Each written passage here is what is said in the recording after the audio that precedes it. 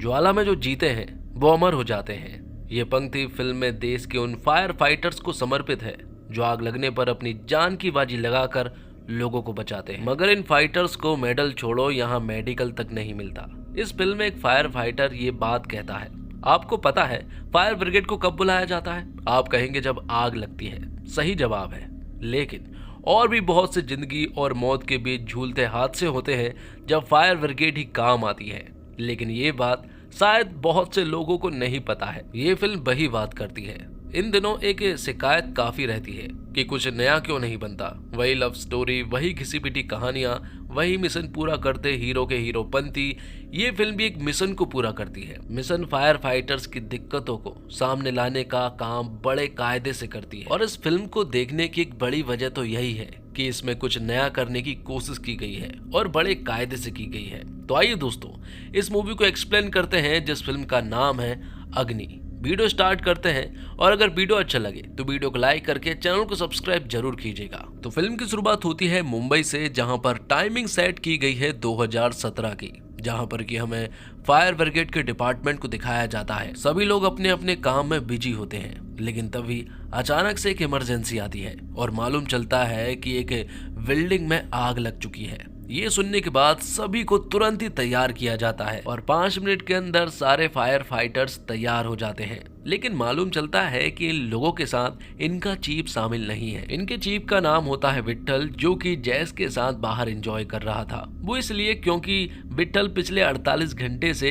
काम ही कर रहा था। उसने थोड़ी ड्रिंक वगैरह भी कर ली थी, इसलिए पुलिस वाले उसे रोक लेते हैं। विट्ठल बताता है कि वो फायर डिपार्टमेंट का चीफ है, लेकिन उनको इस बात से कोई फर्क नहीं पड़ता है। तुम पुलिस वाले तो नहीं हो ना, बस यहीं पर बात खत्म। जैसे यहाँ पर उस कांस्टेबल को बताता है कि इनका साला एक सुपर कॉप है जिसका नाम समित है। ये सुनकर कांस्टेबल उन्हें जाने के लिए कह तो देता है, लेकिन उन्हें थोड़ी देर यहीं पर खड़ा रखता है। लेकिन तभी विट्ठल और जैस देखते हैं कि फायर ब्रिगेड की गाड़ी जल्दबाजी में कहीं जा रही है, तो वो तुरंत ही उसके पीछे चले जाते हैं। जहां पर की बिल्डिंग में आग लगी होती है, तो ये सभी लोग अपने गेटअप को तैयार करके अंदर घुस जाते हैं। तो बिल्डिंग में जितने भी लोग फंसे हुए थे, सभी लोगों को यहाँ चीफ की टीम ने बचा लिया था। लेकिन यहाँ पर विट्ठल ने एक बात नोटिस की, तो नॉर्मली जैसी आग लगती है वैसी आग बिल्कुल भी नहीं थी, क्योंकि ये बहुत ही ज्यादा हाई टेम्परेचर था। तो ये सारे फायर फाइटर्स अपना काम बहुत ही ईमानदारी से करते हैं, लेकिन सारा का सारा क्रेडिट पुलिस वाले ले जाते हैं, जिस वजह से इन बहुत सारे फायर फाइटर्स को पुलिस वालों से नफरत है।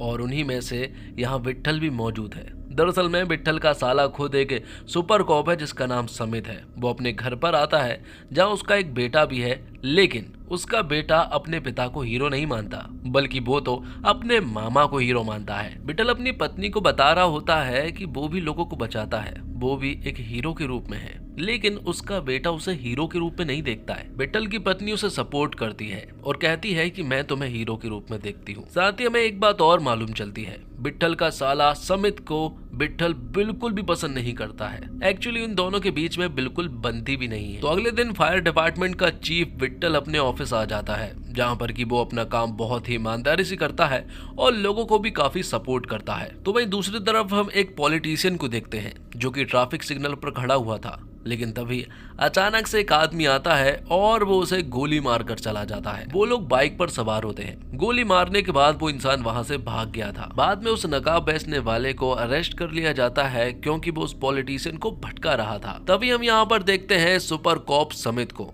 मालूम चलता है कि समित जो है वो एनकाउंटर स्पेशलिस्ट है और उसका काफी नाम और रुतबा भी है। अब तक 24 एनकाउंटर कर चुका है और 25 की फिराक में है, इसलिए वो उससे कहता है कि ठीक तरह से बता दे कि ये सब कुछ किसने किया है। समित उससे अच्छे से पूछ रहा था। वो उससे कहता है कि बता दे, वरना मैं तेरा 25वां एनकाउंटर कर सकता हूँ। लेकिन वो तो अभी भी नहीं मान रहा था, इसलिए समित उसे बिल्डिंग से टांग देता है। तब वो यहाँ अनिल नायक नाम के एक आदमी का नाम लेता है। अब मैं आपको फिल्म के कुछ मेन कैरेक्टर से मिलवाता हूँ, जिसमें जैस है जो कि एक फायर फाइटर है, जो कि बिल्डिंग में लगी आग को बुझाता है और लोगों को बाहर निकालता है। दूसरा कैरेक्टर है अवनी का, जो कि फायर फाइटर भी है, लोगों को बाहर भी निकालती है और साथ ही उस जगह पर आग कैसे लगी ये सारी इन्वेस्टिगेशन भी करती है। तो विट्ठल की ड्यूटी काफी सही चल रही थी, लेकिन एक दिन अचानक से उसे सांस लेने में प्रॉब्लम आने लगती है, इसलिए वो तुरंत ही डॉक्टर के पास जाता है। मालूम चलता है कि उसकी लंग्स में थोड़ी बहुत प्रॉब्लम है, जिस वजह से उसे सांस लेने में प्रॉब्लम हो रही थी। इसलिए उसे एडवाइस दी जाती है कि वो कुछ दिनों के लिए आग और धुएं से दूर रहे,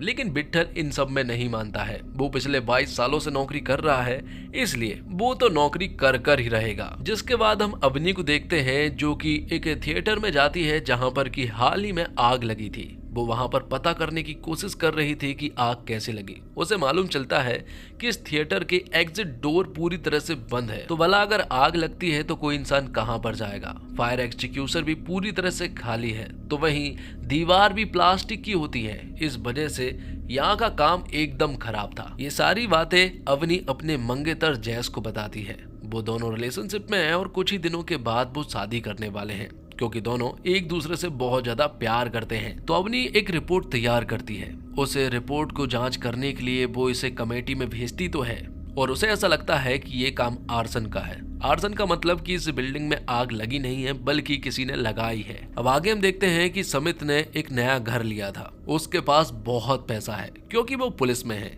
इस पार्टी में बहुत सारे लोग आए हुए थे। यहीं पर विट्ठल और उसकी पत्नी और उसका बेटा भी आया हुआ था, लेकिन कुछ लोगों ने विट्ठल से कुछ एक दो बात बोल दी थी, जिस वजह से विट्ठल उन्हें बुरा भला सुना देता है और पुलिस की तो इज्जत उतार देता है। जीजा साले के बीच में बिल्कुल भी नहीं बनती है। दोनों एक दूसरे को नीचा दिखाते हैं और बुरा भला बोलते हैं। जिसके बाद हम फायर डिपार्टमेंट के एक और ऑफिसर महादेव को देखते हैं, जो कि विट्ठल का काफी अच्छा दोस्त भी है। वो विट्ठल से कहता है कि मुझे ये सिस्टम बिल्कुल भी पसंद नहीं है, ये सिस्टम एकदम खराब है। यहाँ पर पुलिस वालों को तो अवार्ड दिए जाते हैं, लेकिन हम फायर फाइटर्स को बिल्कुल भी अवार्ड नहीं दिए जाते हैं। वो अक्सर सिस्टम के बारे में उल्टी सीधी बात यहाँ पर विट्ठल से कहता रहता है।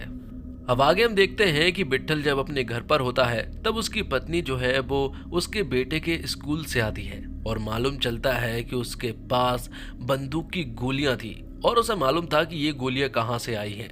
वो तुरंत ही अपने साले मतलब की समित के पास जाता है, क्योंकि उसी ने ये गोलियां उसके बेटे को दी होगी। विट्ठल तुरंत ही समित के पास गया और उसे बहुत ज्यादा चिल्लाया और कहा कि मेरी फैमिली से दूर रहे, वरना वो कुछ भी कर सकता है। अब आगे हम देखते हैं कि कोचिंग सेंटर में आग लग जाती है। फायर ब्रिगेड वाले तुरंत ही वहां पहुंचते हैं, लेकिन फायर ब्रिगेड की गाड़ी वहां तक नहीं पहुंच पाती है, क्योंकि गलियां इतनी पतली थी कि वो वहां तक पहुंच ही नहीं पाई। इस वजह से यहाँ पर अक्सर ट्रैफिक लगा रहता है। थोड़ी सी देर हो जाती है, लेकिन सारे लोगों को बाहर निकाल लिया गया था। लेकिन इसी वजह से उन्हीं के एक फायर फाइटर गणपत नाम के एक आदमी को आग लग जाती है, जिस वजह से वो बहुत ही ज्यादा तड़प रहा था और अचानक ही उसकी मौत हो जाती है। ये देखकर विट्ठल को बहुत बुरा लगा, क्योंकि उसे ये सारी गलतियां सिस्टम की लगती है, क्योंकि सड़कें इतनी पतली है कि आखिर वो अपनी गाड़ियों को अंदर तक कैसे लेकर जाए। ना उन्हें कोई देखने आता है, ना कोई उन्हें पूछने आता है, ना ही कोई मेडल में दिए जाते हैं और ना ही कोई अवार्ड दिए जाते हैं। तो अब यहाँ पर अवनी और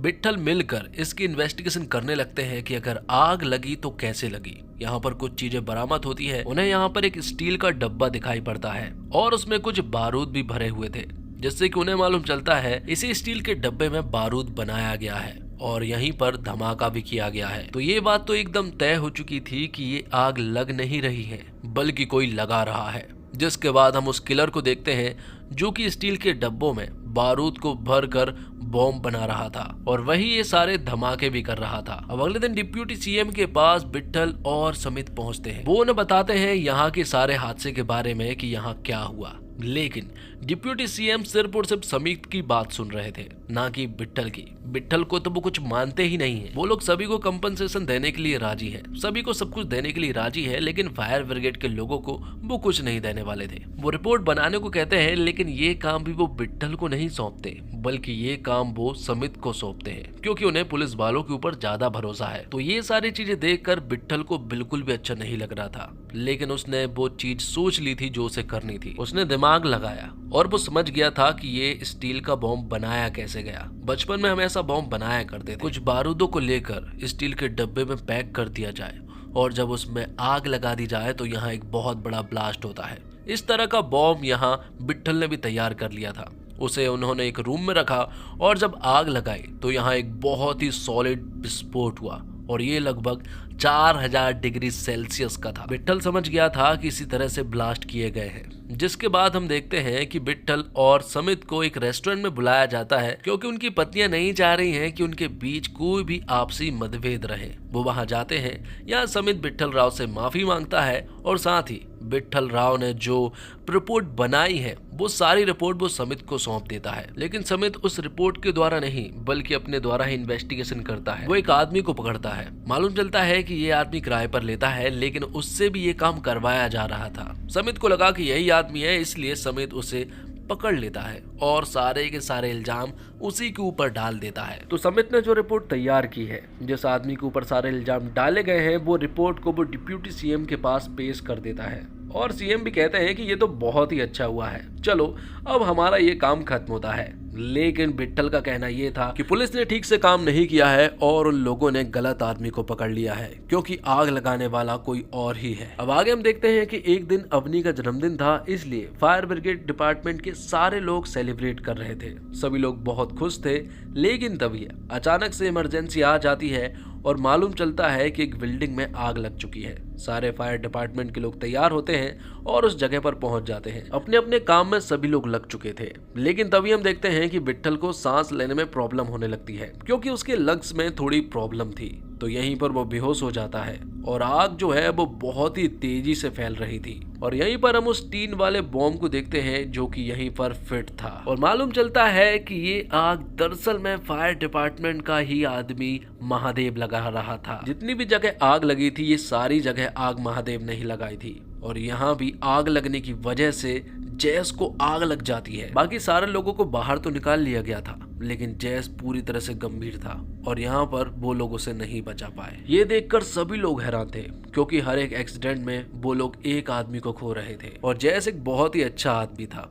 उसकी किसी से भी कोई रंजिश नहीं थी और वो उनके बहुत ज्यादा नजदीक भी था, जिस वजह से उन्हें बहुत ही ज्यादा बुरा लग रहा था। तो यहाँ पर महादेव विट्ठल के पास आता है। वो कहता है कि एक दिन हम सभी के साथ भी यही होने वाला है, हम सभी लोग भी इसी तरह से मरने वाले हैं क्योंकि ये सिस्टम पूरी तरह से करप्ट है, हमारे ऊपर बिल्कुल भी ध्यान नहीं दिया जाता है। अब रात को महादेव और विट्ठल साथ में बैठकर शराब पी रहे थे। महादेव बताता है कि उसकी फैमिली के साथ क्या क्या हुआ। उसके पिता, उसका भाई, सभी लोग फायर ब्रिगेड में थे और सभी लोग मारे गए हैं, लेकिन सिस्टम और पॉलिटिक्स ने उन्हें इस तरह से तोड़ा कि वो किसी को भी नहीं बचा पाए। बहुत मुश्किल होता है जब मैंने अपने बाप को जलते हुए देखा और फिर से उन्हें आग लगानी पड़ी। ये मेरे लिए बहुत ही ज्यादा दर्दनाक था।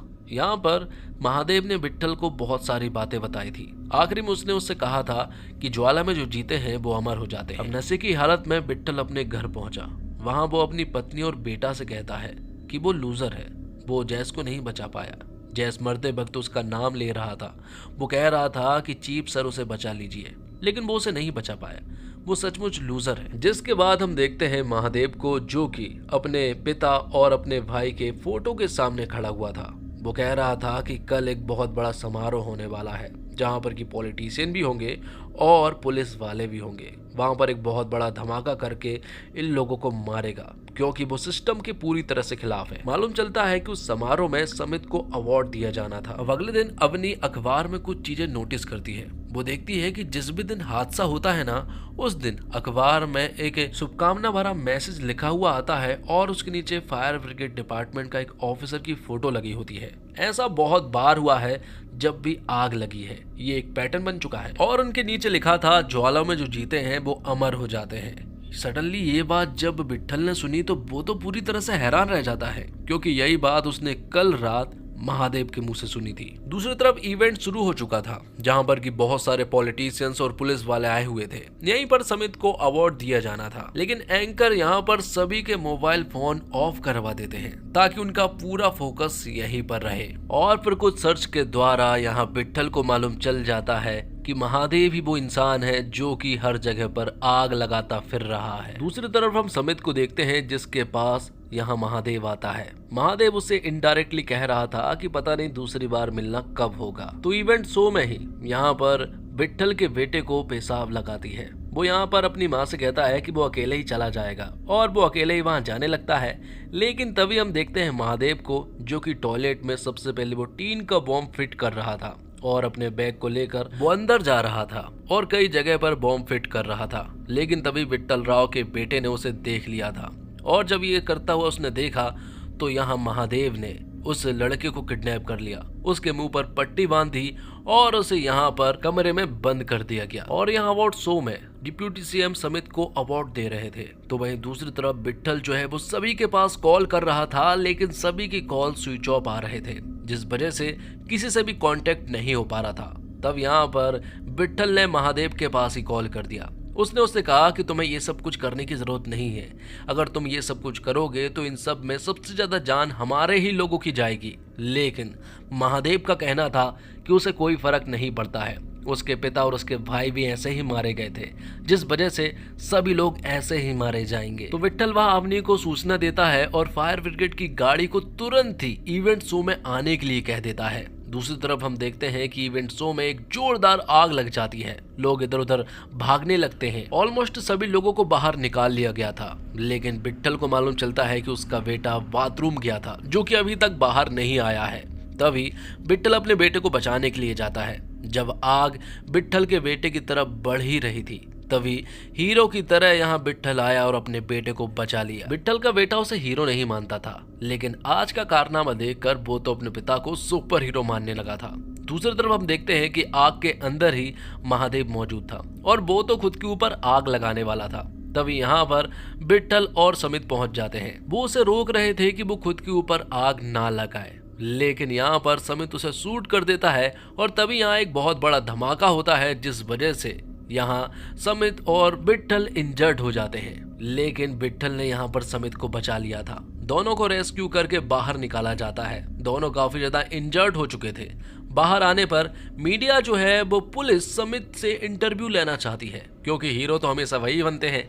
लेकिन इस बार समित कहता है कि इस बार का हीरो मैं नहीं हूँ, बल्कि इस बार का हीरो विट्ठल है, ये सारा क्रेडिट उसे ही मिलना चाहिए। यहाँ पर वो विट्ठल की तारीफ करता है और सभी के सामने सैल्यूट भी करता है। ये देखकर विट्ठल की पूरी फैमिली खुश हो जाती है, क्योंकि पहली बार ऐसा हुआ था जब फायर ब्रिगेड के ऑफिसर को इतनी बधाइयां मिल रही थी और इतना अच्छा क्रेडिट मिल रहा था। जिस पिता को विट्ठल का बेटा कुछ नहीं मानता था, आज वो उसके लिए हीरो बन चुका था, और ऐसा हीरो जो कि फिल्मों के हीरो से तो काफी बड़ा था। तो दोस्तों, ये काफी असरदार फिल्म है। ये फिल्म आपको बताती है कि फायर फाइटर क्या करते हैं। ये फिल्म बताती है कि हमारे आसपास कई ऐसे हीरो हैं जिनके बारे में हमें पता नहीं है। ये फिल्म एक अच्छी पेस से चलती है, आपको बोर नहीं करती है, कुछ कुछ कहती है, आपको एंटरटेन करती हुई ये एक अच्छी पेस से आगे बढ़ती रहती है, आपको जानकारी भी देती है, आपको कुछ महसूस भी कराती है और एंटरटेन भी खूब करती है। इस फिल्म की सबसे बड़ी खूबी है इसका टॉपिक जो नया है। आग लगने वाले सीन काफी अच्छे से फिल्माए गए हैं। आपको भले ये लगे कि मेन कहानी सिंपल है, लेकिन कहानी के पीछे जो फायर फाइटर्स की कहानी महसूस कराई गई है वो दिल को छू जाती है। प्रतीक गांधी ने कमाल का काम किया है। एक हीरो, फायर फाइटर, एक पिता, एक पति, हर शेड में वो जमे हैं। मुंबई भाषा के उन्होंने जबरदस्त तरीके से पकड़ा है। कॉमिक टाइमिंग भी शानदार है। ये उनके अब तक के बेस्ट परफॉर्मेंस में से एक कहा जा सकता है। देवेंदु शर्मा को भले हम मुन्ना भैया के तौर पर ज्यादा प्यार देते हैं, लेकिन ये किरदार दिखाया गया है कि उनको वो सब भी आता है जो कि ऑडियंस देखना चाहती है। इस फिल्म को राहुल ढोलकिया और विजय मौर्य ने लिखा है और राहुल ढोलकिया ने डायरेक्ट किया है। उन्होंने जो सब्जेक्ट चुना, सबसे पहले तो इसके लिए उनकी तारीफ होनी चाहिए, और जिस तरह से उन्होंने इसे पेश किया है वो भी काबिले तारीफ है। फिल्म हैवी नहीं होती, इसमें कॉमिक टच भी है, इमोशन भी है और मैसेज भी है। और आग लगने के तमाम दृश्यों को बेहतरीन वीएफएक्स के द्वारा इस्तेमाल किया गया है, जो कि काफी ज्यादा सराहनीय है। फिल्म का इमोशनल एंगल भी काफी मजबूत है। परजानिया जैसी राष्ट्रीय पुरस्कार विजेता फिल्म दे चुके राहुल ढोलकिया इस बार फायर फाइटर्स जैसे विषय को थ्रिलर अंदाज में लेकर आए हैं और वो कामयाब भी रहे हैं। दोस्तों, इसी के साथ ये वीडियो यहीं पर समाप्त होता है। उम्मीद करता हूँ आपको वीडियो पसंद आई होगी। वीडियो पसंद आई हो तो वीडियो को लाइक करके चैनल को सब्सक्राइब जरूर कीजिएगा, ताकि आपको इसी तरह के लेटेस्ट और फ्रेश कंटेंट मिलते रहे। मिलते हैं एक और कमाल की वीडियो के साथ, तब तक के लिए आप हमारे चैनल के साथ बने रहिए। धन्यवाद। जय हिंद, जय भारत, जय श्री राम।